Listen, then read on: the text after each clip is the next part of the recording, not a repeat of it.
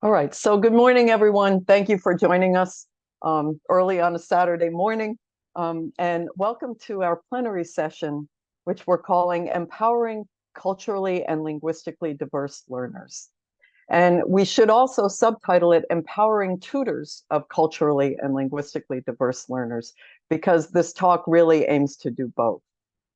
This topic arose out of questions that we often get from tutors about how to better motivate your student, how to more effectively help them, and also out of discussions that we have had as staff members around our own teaching experience and also research that we follow, attempting to answer these questions. So while we don't have a magic fix for all of the challenges that we face working with adult learners, we wanted to invite you into our conversation and share some of what we've been talking about and learning. So this will be a panel presentation. So first, let me introduce you to your presenters.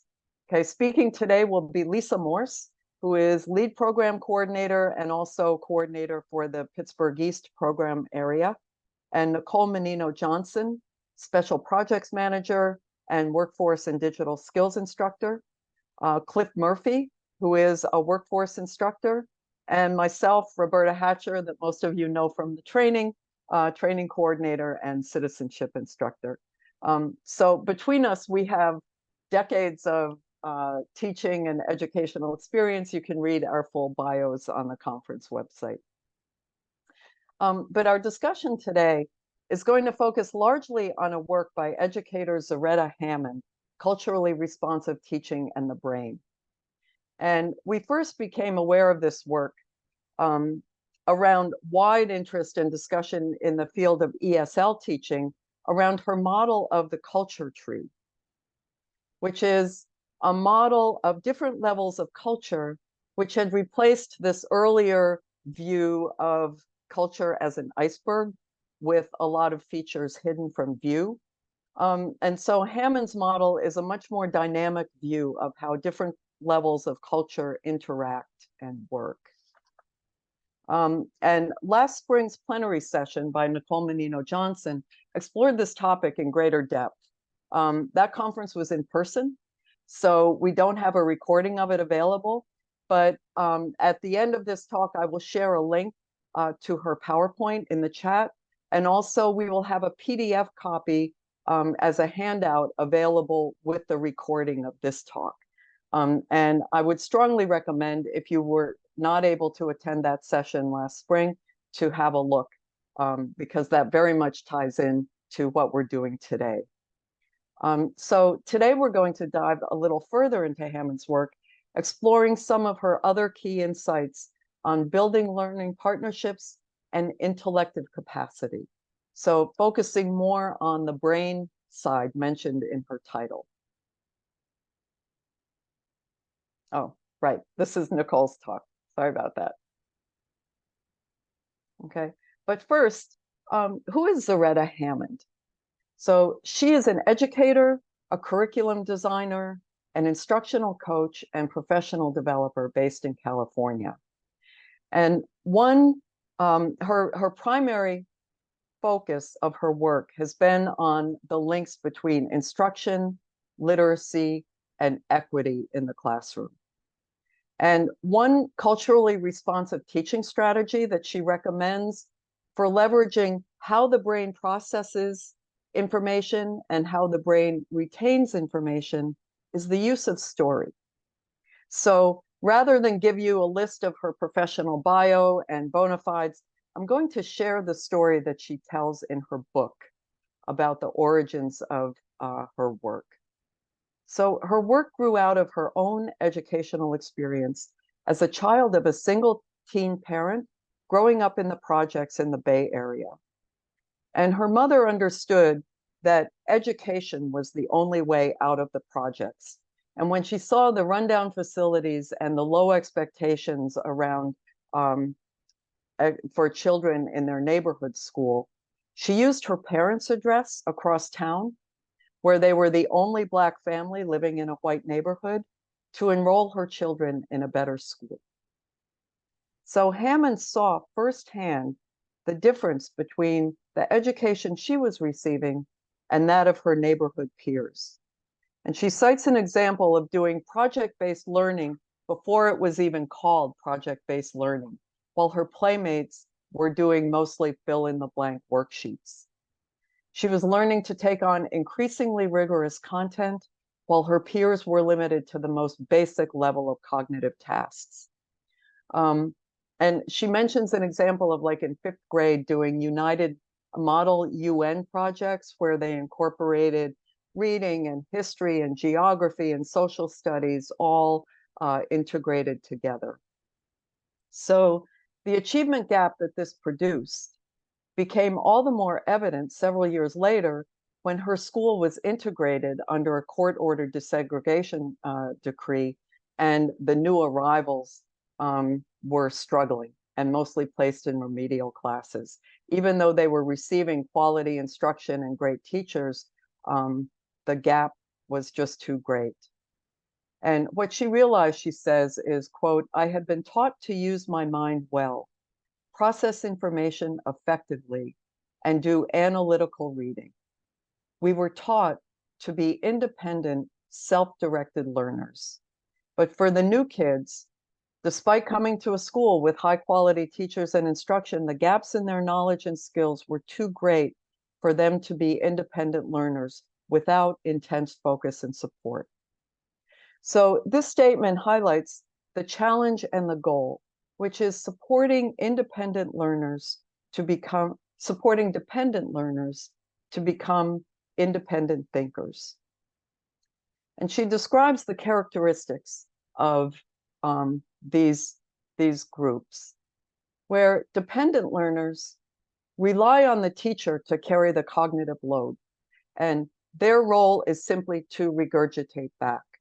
And they require a lot of scaffolds, a lot of information around the task that helps them, tells them what they're supposed to do, which makes them very unsure about how to tackle new tasks. And if they get stuck, they don't know what to do, they just wait for someone to show them. They also have a lot of difficulty retaining information because they don't have any framework in which to place new knowledge. And independent learners will rely on a teacher temporarily for some cognitive load, but then they learn to attempt new tasks without a great deal of scaffolding. They learn strategies and processes to tackle a new task, and they have some cognitive strategies to get unstuck when they encounter unfamiliar material. And they've also learned how to retain information and retrieve information from long-term memory. So it's important to note that dependent does not equal deficit. We're not talking about intellectual deficits or students who are incapable of learning. But on the other hand, learning is not simply a matter of grit or attitude or mindset or persistence. You can't just keep expecting them to do it on willpower alone, okay? The dependent students need to develop new cognitive skills and habits of mind that will increase their brain power in order to accelerate their own learning. And this can be done through opportunity of what we call productive struggle. So with that, we will be talking more about how you can do this through 3 key topics from this book. One is establishing alliance in the learning partnership, how to shift academic mindset in the learning partnership, and information processing to build intellective capacity.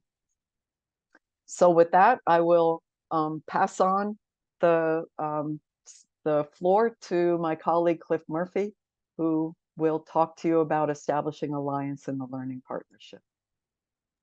All right. Good morning, everyone, and thank you for joining us on a Saturday morning. I know it may be a challenge for some of us to, after a very long, intense week. But we're here, and that's a reflection that we care a great deal So just to, follow through with what Roberta would have shared with you guys, I'm going to be covering the alliance, that partnership, building that partnership with our students. All right. And reading this chapter, this is chapter 6 of the book, it was very interesting because it took me back into my early childhood. Growing up in Trinidad, that's in the Caribbean, our education system is somewhat different because we follow that British model.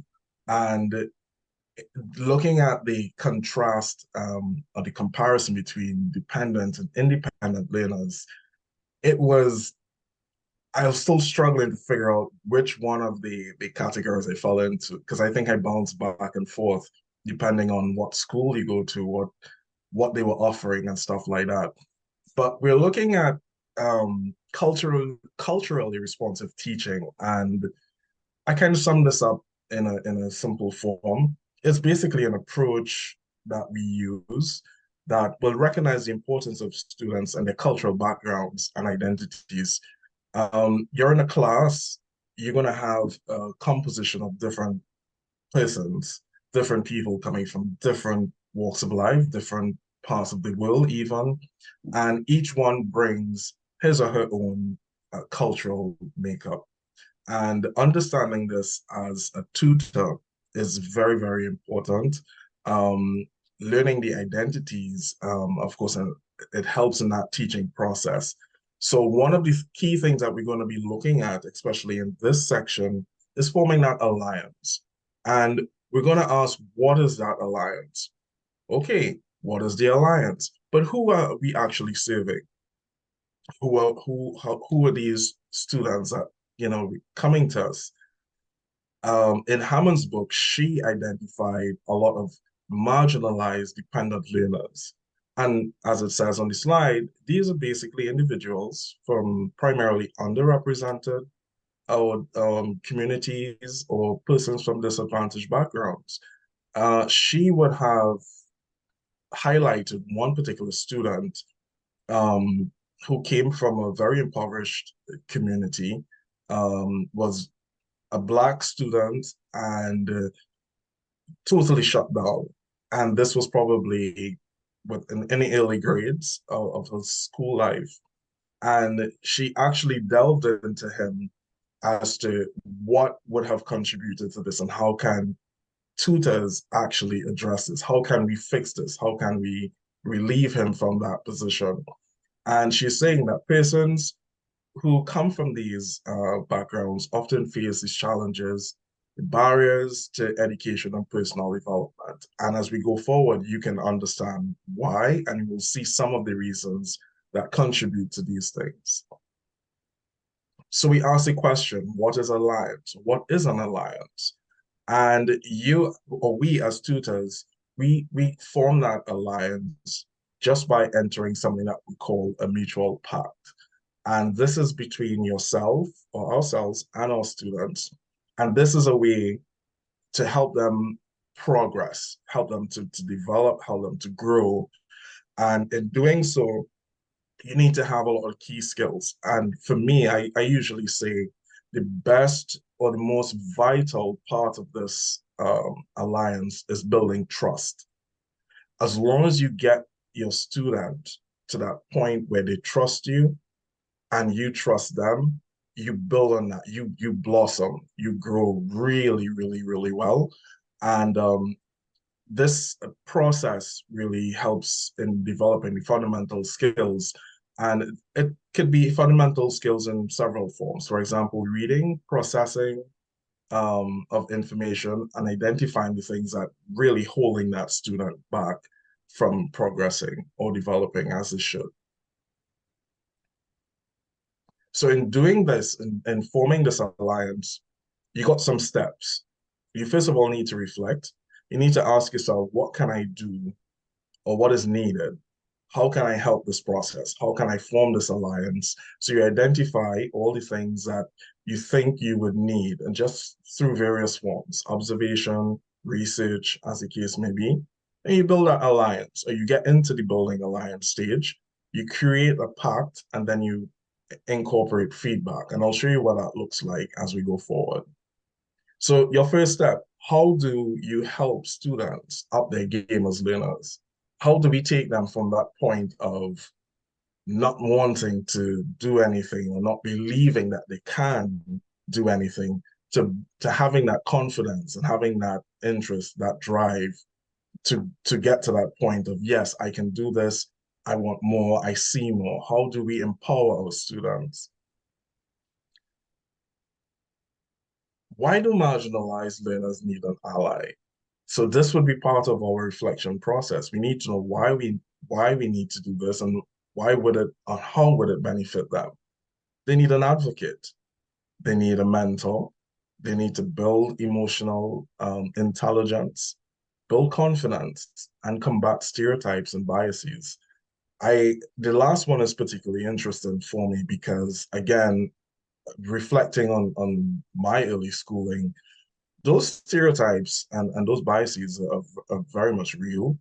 Um, our system was a one size fits all, and this was from elementary school all the way up to probably high school, where it's either you learn or you don't. And if you can't uh, keep up with the rest, you're now marginalized, you're labeled. They went as far as creating special classes, and they call those classes slow learners without really exploring that cultural makeup. We don't know what would have been some of the challenges. It could have been curriculum, could have been delivery. It could have been several other social factors that would have been impacting the students at that time. But they grouped everyone into that special class, and you're now labeled as slow learners, remedial. That does not necessarily mean that you're slow or that you're in that remedial state. And those labels follow through all the way up to even adulthood. Because I know some persons now still, they just never, they don't want anything to do with school, anything pertaining to academics. That's like their kryptonite. So I looked at that and I was like, this is very interesting. So one of the things that Hammond looked at and identified was this learned helplessness. And this is basically the belief that a student has no control over their ability to improve as a learner. So if you tell me I'm stupid and you continue telling me I'm stupid, I'm going to believe that I'm stupid. Or if you have a student, and this comes with classroom mechanics, you're doing a topic and the student gets an answer incorrectly, and you ridicule that student or you chastise the student, you're stupid. We went over this 50 times and you still can't get it. Something is wrong with you. If you have that repetition, that in itself is going to plant that seed for that student to develop this learned helplessness. They're not going to have that confidence to believe that they can do anything.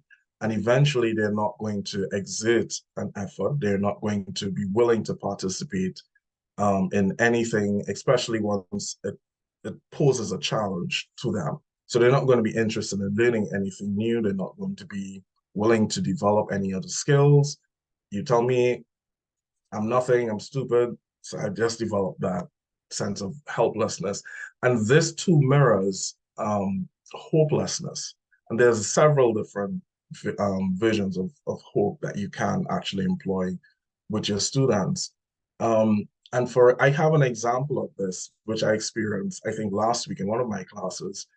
There was a particular student who he never really had much of a schooling experience, and he was in one of the programs.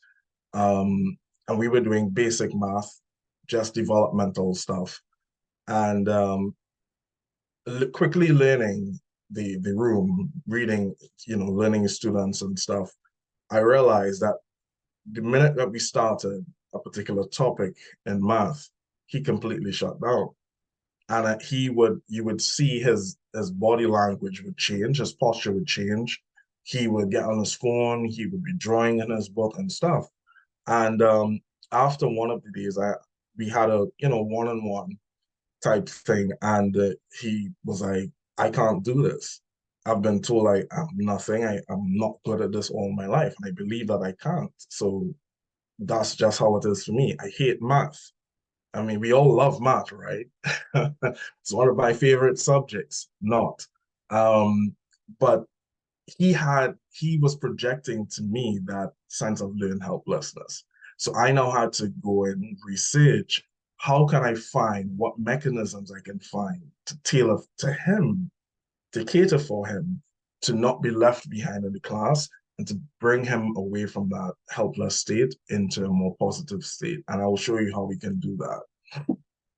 So by me engaging with him, we started to build that alliance. And building this alliance is really just a concept that grows out of the fields of counseling and coaching.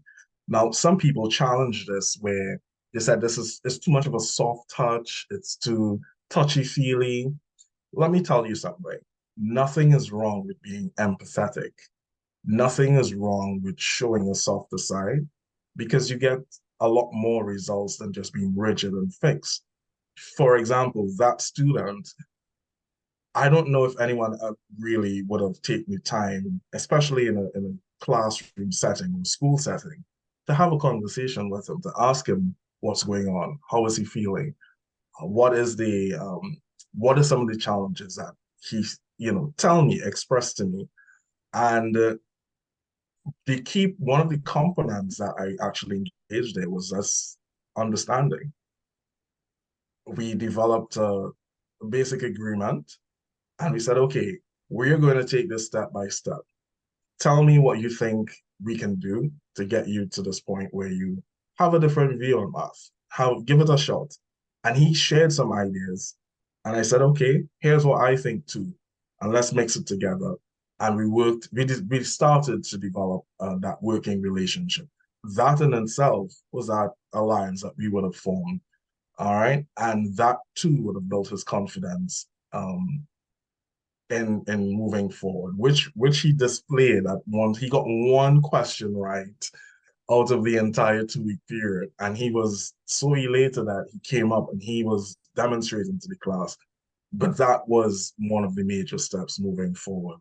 This building alliance is it's the bond that you form with your student.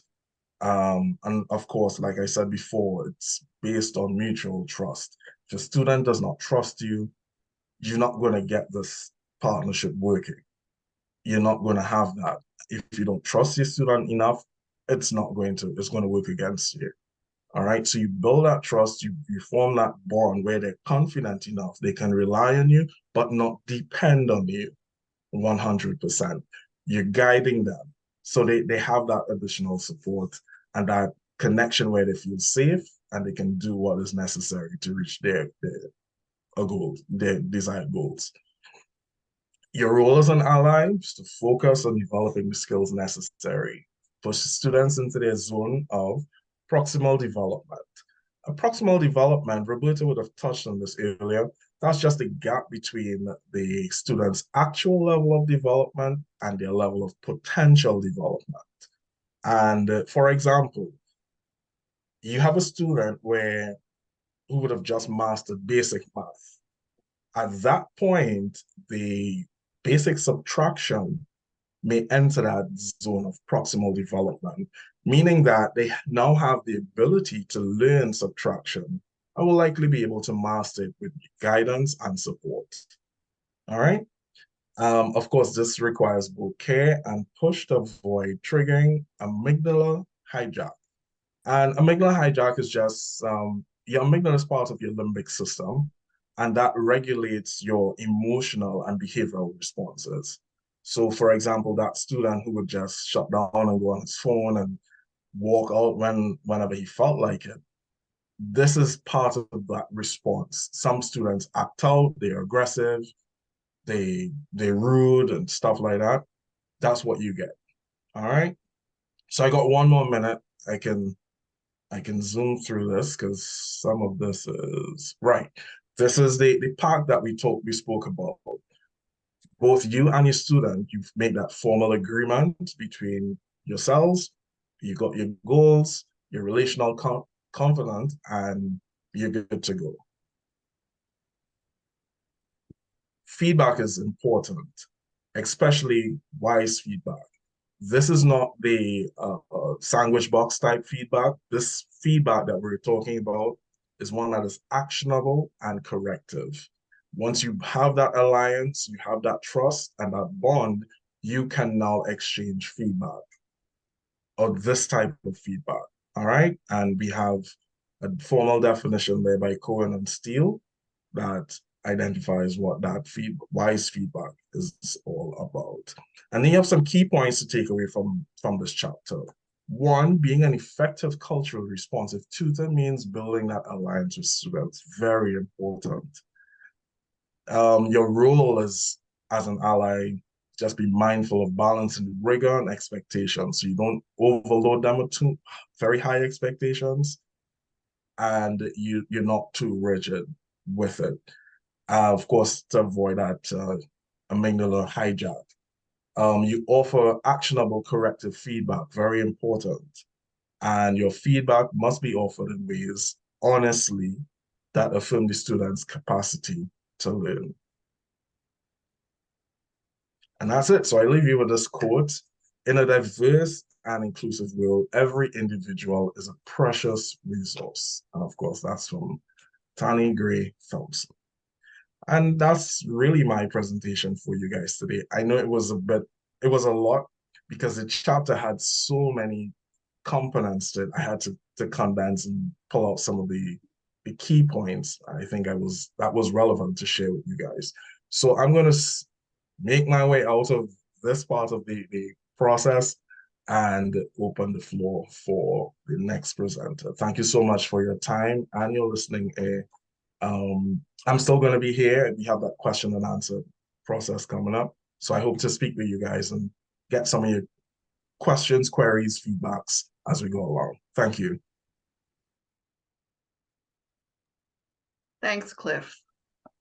I think I'm sharing the next slide. Cliff, can you acknowledge this? Yeah? Okay, thank you. So we're talking now about the next chapter in this book, which is on shifting academic mindset, restoring students' natural confidence as learners. That's part of what Cliff was talking about. We want to talk a little bit more about how to help your student take greater ownership of their own learning by giving them feedback. And I know there was a question in the chat about what that feedback might look like. I'm hoping that I'll give you a little bit of idea about that now. And if not, we're happy to chat with you more later. As Cliff has said, in order to get a dependent learner to act on the feedback, they have to believe in themselves as learners. They have to recognize that putting forth the effort is worth it. So let's take a look at what academic mindset is. It is the beliefs, attitudes, or ways of perceiving oneself in relation to learning and intellectual work that provides motivation for individuals to persist in a task. In other words, what we believe about ourselves as learners and about our ability to be effective is what helps us learn. If we have a negative mindset, we don't believe we can be successful. So it's not worth it to even try. These are the components of an academic mindset. Part of our goal as educators is to help learners develop these beliefs, that they belong to an academic community, that this is an intellectual community, not just a social community. We want to help them believe that they can succeed at this, that their ability and competence actually grows if they put effort into it. This may be the thing that they struggle with the most. They may not realize that growing ability and competence requires effort. And they need to believe that the work that they're doing has value for them. So that's pretty esoteric. Let's think about what a negative mindset might look like. We see these in students all the time. But adults show it a little bit differently. Acting out for an adult could mean getting up and walking out. It could mean not contacting you back because after their last interaction, they felt so badly about themselves. They're not going to respond to you. It's just too difficult. It might mean zoning out, where, they're staring off into space, they're studying their phone, they're not paying any attention. It often looks like giving up quickly when they encounter difficulties. Without that academic mindset, the student isn't likely to see the value in pushing themselves to learn because they don't believe it will make any difference. So far, the effort of learning hasn't shown any fruit for them.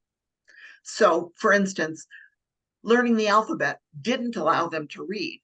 So why would learning to decode 3-letter words make a difference?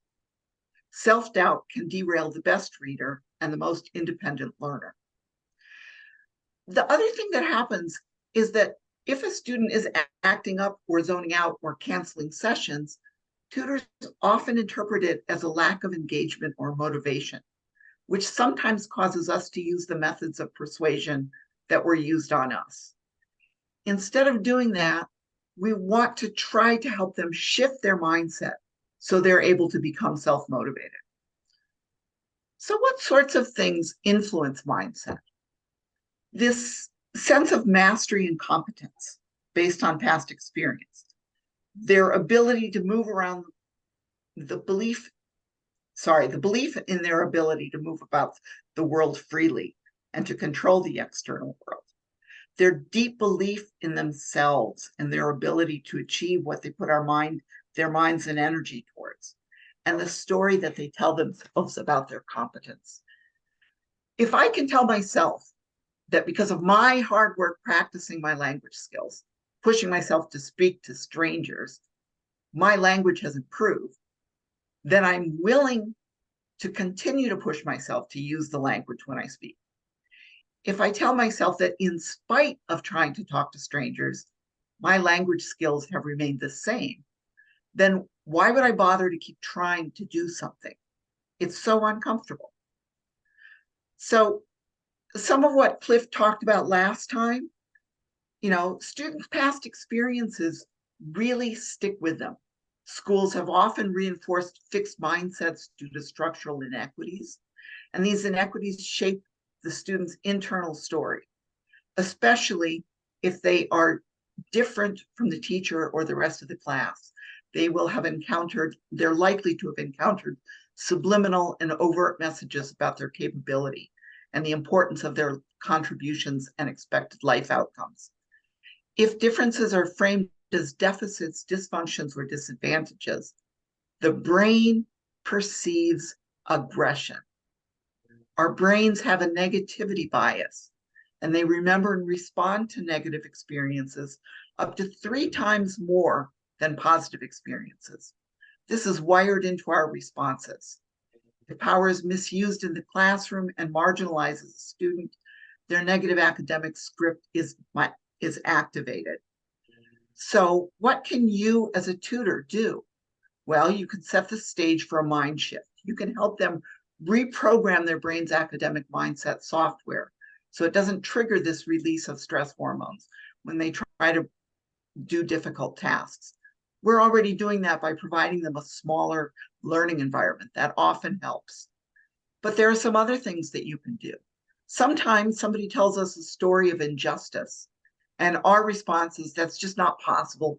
I never saw it. It never happened to me. Instead of validating the experience the student has already had, we need to not trivialize their past experience. We need to help them achieve small incremental success on important tasks. That means not positive thinking, but showing them where they have experienced success. The brain really likes to make progress toward solving a problem, figuring out a pattern, or completing the task. We need to help them by reframing mistakes as information. Most people know the story of Thomas Jefferson and the quote that goes something like this: I haven't failed.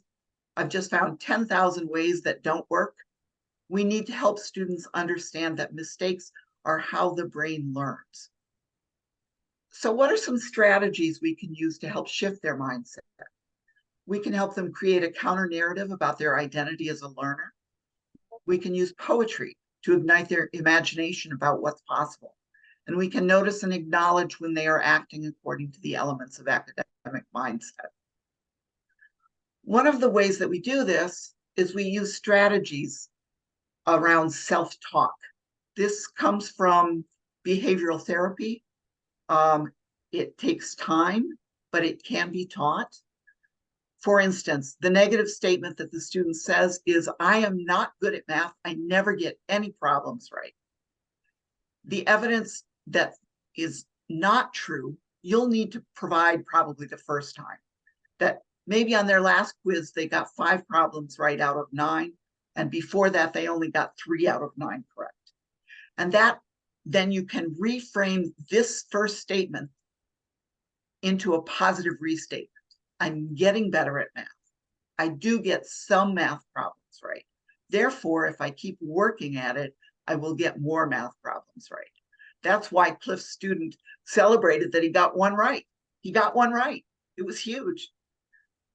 If you take a look at this image and the quotations in it, I think you'll see why someone with a growth mindset might be able to develop their intelligence, but someone with a fixed mindset finds their intelligence to be static.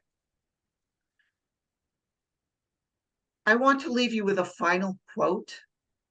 Many dependent learners have internalized the messages of not being smart enough.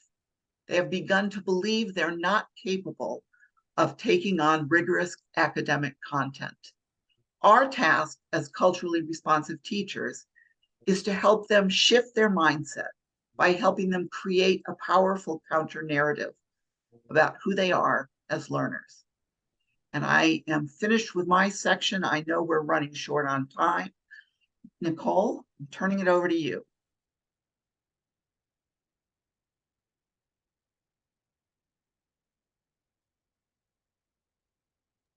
Nicole, you're muted. Yep, thank you. Good morning, everybody. I'm going to be talking a bit about Chapter 8, which is information processing to build intellective capacity. This chapter was really interesting, and it talks about how the brain is actually working and also at what stage each kind of activity that you do, which activities assist which types of processing. So let's talk about active processing. So active processing is when the brain decides to take in information. And so there's lots of information coming at us all the time, and the brain has to filter what to allow in. And then once we've allowed that information in, the brain relates this new information to what we already know. And then finally, it stores it for easy retrieval. And this is a cycle that happens constantly in our brains. And one thing about active processing is that when the brain is taking in information, we're taking it in with the intention to understand it. So how does that happen? So first stage is input. And this is where the brain is deciding to allow information in, and that information goes to our short-term memory. The next stage is elaboration. And the information that we allowed into our short-term memory, we're relating it to things we already know. We're organizing it. That's our working memory. And then application. This is the use it or lose it space. This is our long-term memory. So if we commit something to long-term memory, we've applied it, we've allowed it in, we've elaborated on it, and now we've applied it. So for the input stage, the brain is deciding what to pay attention to. How does the brain decide that? It's interesting, it's relevant, it stimulates and invokes curiosity, it invokes an emotional response. All these things trigger the brain to say, okay, I want to know more about this. And in the book, it talks about the short-term memory as a clipboard for temporary information, which can hold very small amount of information, like 7 numbers. Think about phone numbers. Okay? And then the information stays there for a very short amount of time, 5 to 20 seconds.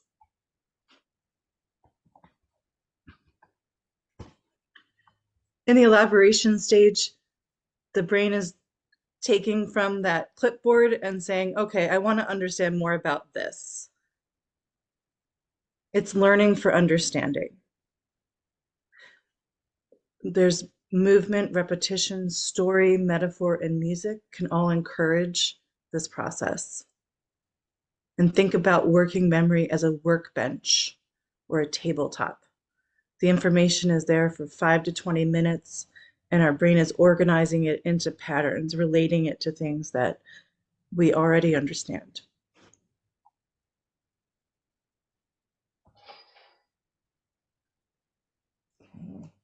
My sounds worked. Finally, we have application. This is the use it or lose it long-term memory when our brain applies new knowledge. Project-based learning, place-based learning, problem-based learning. These are all ways that encourage this new information to make it to our long-term memory. The brain has about 24 to 48 hours to make this process happen. We revisit the new information, we review it, we apply it. And deliberate practice strengthens our neural pathways. And this stimulates and expands the capacity of our memory. Okay, so how can we encourage this process to happen? So in this book, they talked about culture and building intellectual capacity. And there's 4 stages to this: ignite, chunk, chew, review.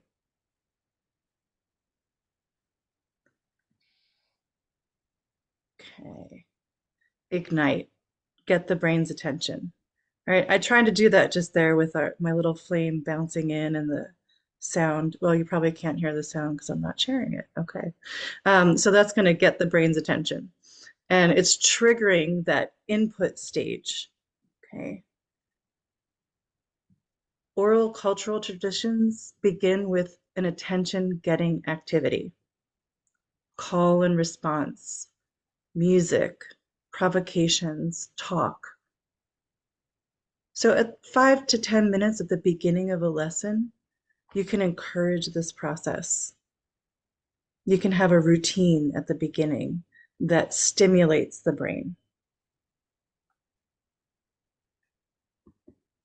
Okay, next is chunk. Okay, we want to feed right-sized bits of information. And what is a right-sized bit of information? Well, there is no one answer.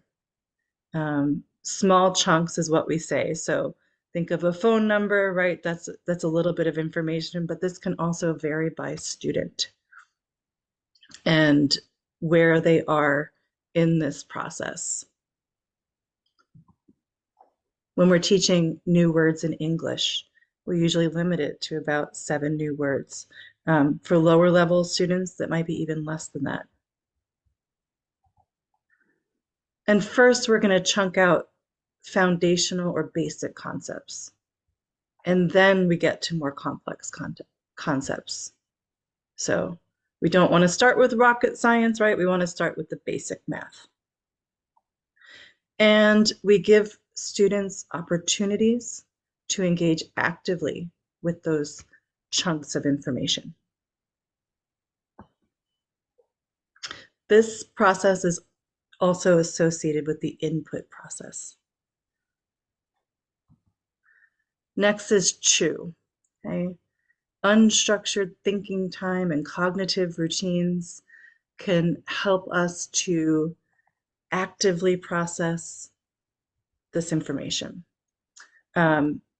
Drawing and writing prompts are good ways to encourage some unstructured thinking time. And then cognitive routines, introducing questions that students can ask to train their brain in how to think. How is this connected to what I already know? So we're explicitly giving these questions and explicitly teaching people how to think academically. By doing this, it gives the brain this structure to actively process this new information. And in the book, it goes more into how this really works in the brain, which is really interesting. So these are things that I've been doing as a teacher without realizing that it was associated with a portion of our memory or an area in our brain. What are the relationships and patterns that I notice? How does this fit together? What larger system is this part of? And then point of view. Whose point of view does this represent? In this kind of stage, we can use different techniques, and you can learn more about these. Talk to learn, Storyify, spoken word, graphic organizers, infographics, metaphors and analogies, wordplay, and humor. So this process is elaboration. It's in the working memory.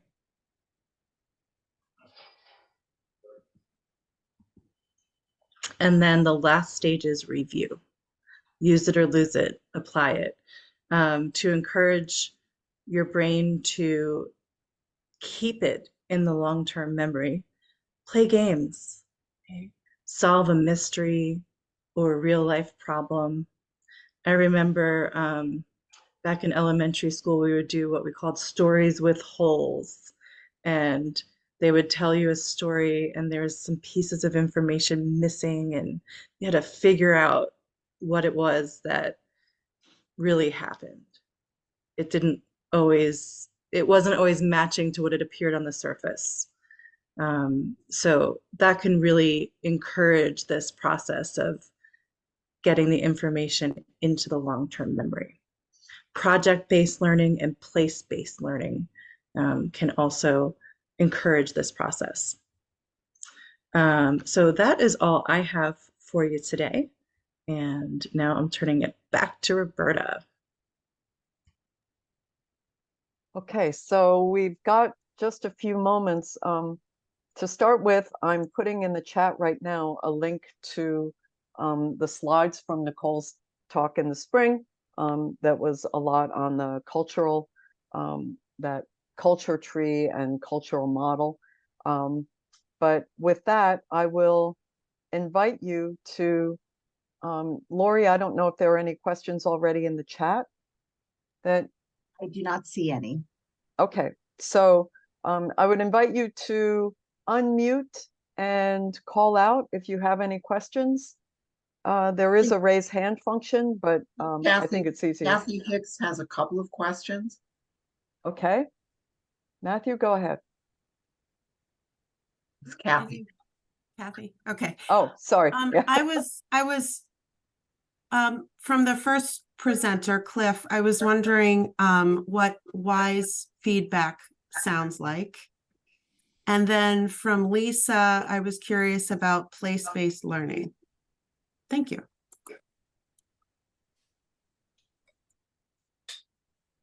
Cliff, you'll have to unmute.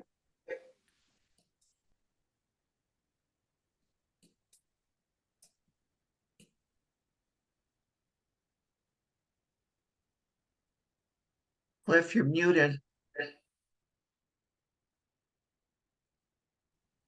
Okay, while we're waiting for Cliff to unmute, Nicole, would you like to take the place-based learning question? Sure, yeah. So place-based learning, yeah, I was curious about that too when I first saw it. What I can relate it to is when my son was in middle school, he went to the environmental charter school, and during science class, when they were learning about biology, they would go to the garden, and in the garden they would identify plants. And I'm sorry, not biology, but science. In the garden, they would identify plants and they would help in the garden. So it's in a place that is contextual, and it's helping the brain to associate it with a real life experience. Can you guys hear me now? Mhm. Oh, okay, great. I'm not sure what was going on with the system. The question was circled around what is wise feedback? Is that correct? All right. Well, wise feedback is like a basic tool that you use in culturally responsive teaching, and that helps us as tutors build a strong educational partnership. What that means, you utilize tools in this process, such as active listening, questioning techniques. For example, this would now help you understand like the student's background, their experiences, their learning preferences, help you encourage students to share their thoughts and experiences, and it will enable you to foster that open dialogue. You also utilize resources like books, articles, online courses, whatever would help that competency or help enhance the understanding of diverse cultures and identities. You can also use assessment tools if you like. And these would be like mechanisms just to gauge the effectiveness of your teaching approach and the impact on the student's learning process. Again, cross-cultural communication. I always believe that your student is your primary resource, especially if you have someone from a different culture. So yes, you can read, you can research, but it's also good to use that student. You learn from that student. Let that student teach you about their cultural stuff. And that basically is what that two-way communication. Basically, that's what it is.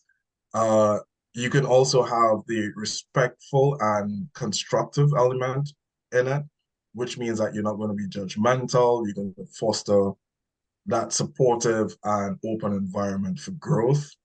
And of course, wise feedback is primarily set upon helping the student and not criticizing.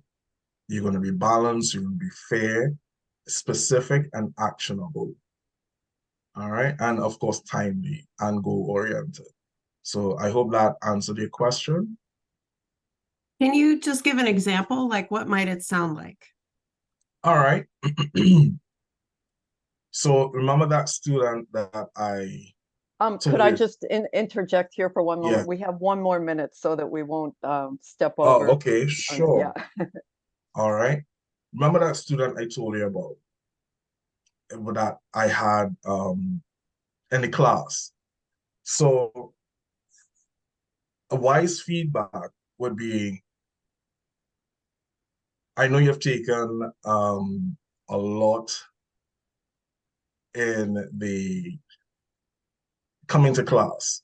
I've seen you make an effort to attempt the questions. It's clear that you want to get this goal. You want to achieve this goal. All right. To ensure that we have this effective process taking place, I'm going to delegate some skills for you. And let's work that out together. That's what wise feedback is. Instead of criticizing, you didn't get the answers correct. You missed it. What are you not getting? Why are you not achieving this? What is wrong with you? That's non-wise feedback. So you're basically helping the student to enhance their capabilities, their emotional intelligence, their competency level, and confidence. I think that's actually a wonderful question, and so much of this material we could actually make topics Mhm. for full individual tutor talks. Yeah. And so to give you very concrete and actionable examples of how to do some of this. This is an ongoing conversation that we have been having and working on, and so we will continue. So I'm sorry to cut this short, but we want to get you to the next session.